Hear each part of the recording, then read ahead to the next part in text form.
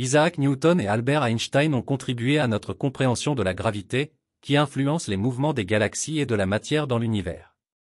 Environ 85% de la matière de l'univers est invisible mais active, constituée de matière noire, un mystère fondamental. Les scientifiques cherchent à détecter cette matière noire en observant des phénomènes comme les supernovas et en utilisant des télescopes spéciaux, espérant ainsi faire progresser notre connaissance de l'univers.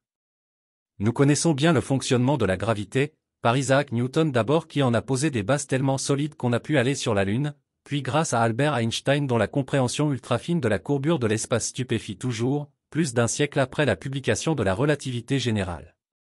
Il apparaît clairement que lorsque nous étudions la masse responsable des mouvements dans les galaxies et entre les galaxies, et même lors des collisions de celles-ci, de la matière nous échappe, et pas qu'un peu. Environ 85% de la matière de l'univers nous est invisible, mais elle est bien active d'après les observations. Eh bien, si cela se reproduisait prochainement dans la Voie lactée, les auteurs de l'étude dont il est question ici pensent qu'il serait possible de résoudre ce mystère incroyable et fondamental de la matière noire.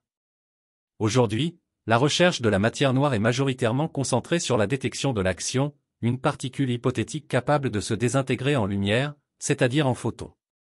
Et le meilleur mécanisme cosmique pour cela, c'est l'effondrement du cœur d'une étoile massive dite supernova de type 2.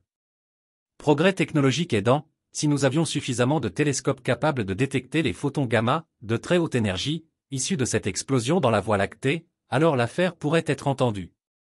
Mais entre l'explosion et la transformation de cette particule action QCD, pour être précis, en photons gamma, les astrophysiciens et astronomes n'auraient que 10 petites secondes pour réagir.